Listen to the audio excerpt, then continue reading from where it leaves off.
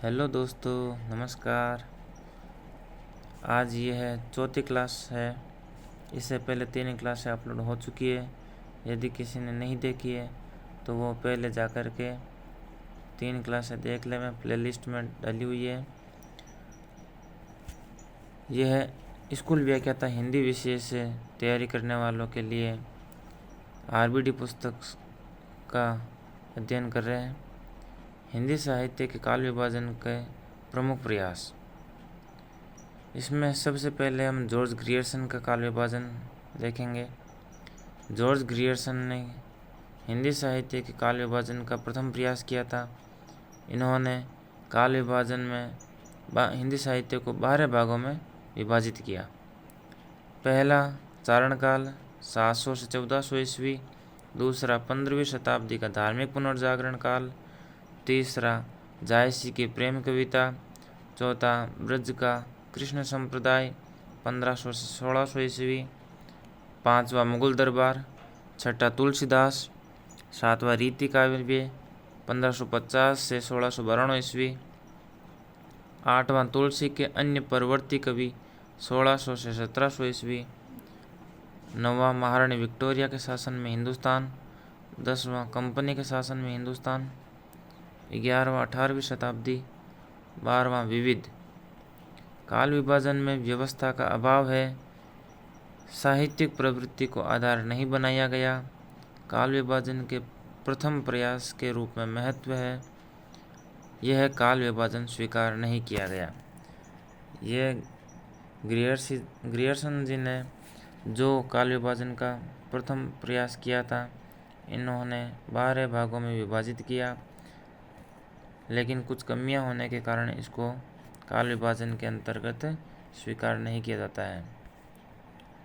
अब दूसरे नंबर पर हम पढ़ेंगे मिश्र बंधु का काल विभाजन।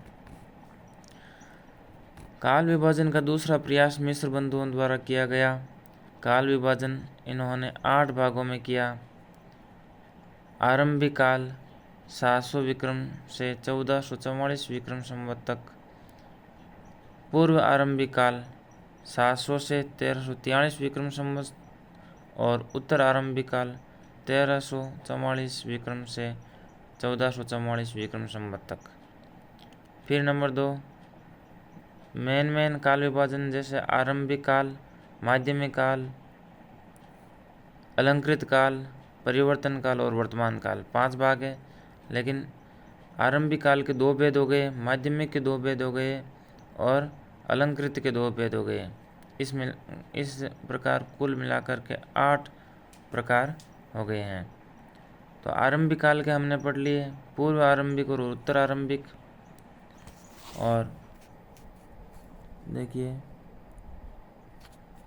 आरंभिक काल के पूर्व आरंभिक और उत्तर आरंभिक। माध्यमिक काल 1445 विक्रम से 1680 विक्रम तक। माध्यमिक काल के 2 भाग किए इन्होंने।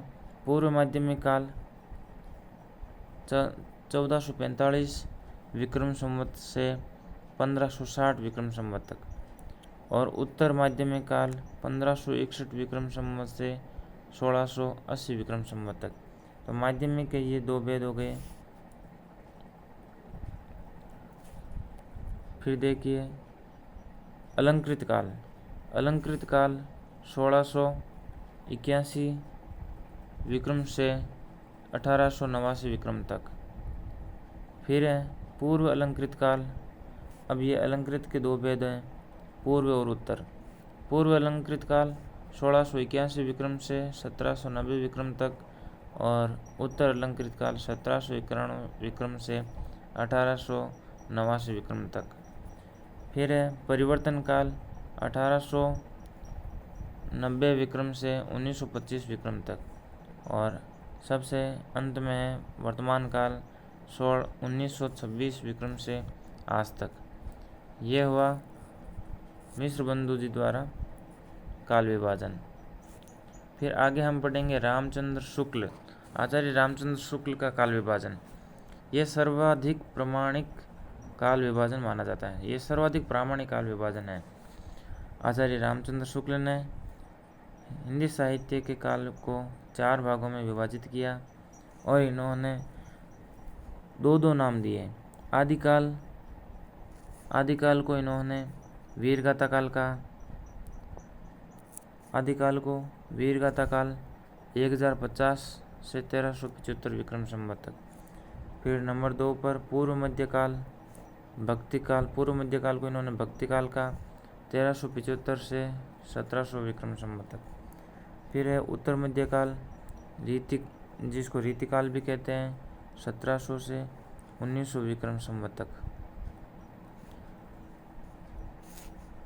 फिर देखिए चौथा भाग आधुनिक काल। आधुनिक काल को गद्य काल का है और 1900 से 1984 विक्रम संवत तक।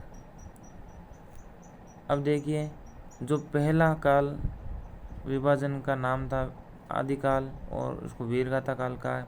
वीरगाथा काल का नामकरण के 12 आधार ग्रंथ हैं।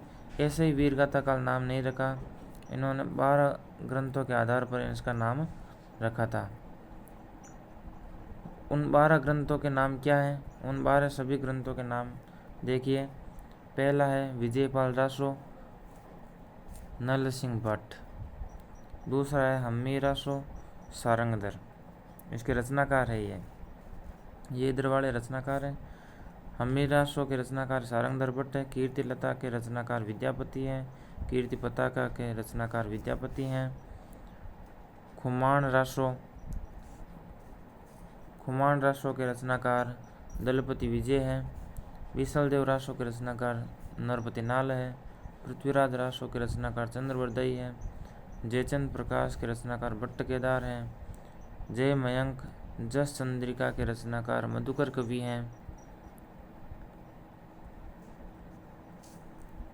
परमाल रासो के रचनाकार जगनिक हैं। अमीर खुसरो की पहेलियाँ के रचनाकार अमीर खुसरो हैं। विद्यापति की पदावली के रचनाकार विद्यापति हैं। इस प्रकार ये 12 ग्रंथ हैं। इन ग्रंथों के आधार पर ही आचार्य रामचंद्र शुक्ल ने आदिकाल को वीरगाथा काल कहा है। तो परीक्षा में से पूछ सकते हैं कि निम्न में से कौन सी रचना है या कौन सी रचना नहीं है। तो इस प्रकार हमको ये सभी 12 नाम याद रखने चाहिए। आगे देखिए शुक्ल के अनुसार विशलदेव रासो, विद्यापति की पदावली और अमीर खुसरो की पहेलियाँ, इनको छोड़कर सभी रचनाएं वीर रस की रचनाएं हैं। मतलब 12 रचनाओं में 3 रचना वीर रस की नहीं है, बाकी 9 रचनाएं सभी वीर रस की हैं। और इनमें भी प्रथम 4 साहित्यिक पुस्तकें हैं। जो सबसे पहले अभी हमने जो 12 पुस्तकों का अध्ययन किया, वो 12 पुस्तकों में से प्रथम 4 तो है साहित्यिक पुस्तकें। प्रथम 4 साहित्यिक पुस्तकें हैं और अन्य उन बाकी वाली 8 पुस्तकें देश भाषा काव्य की पुस्तकें हैं। ये आपको वेरी मोस्ट है, ये आपको ध्यान में रखना है। इस प्रकार हम आज इतना ही अध्ययन करेंगे, फिर नेक्स्ट हम अगली क्लास में अध्ययन करेंगे। आप हमारे साथ जुड़कर रहिएगा। हम पूरी आरबीडी पुस्तक का पूरा अध्ययन करेंगे। लाइक शेयर सब्सक्राइब करना न भूलें। धन्यवाद।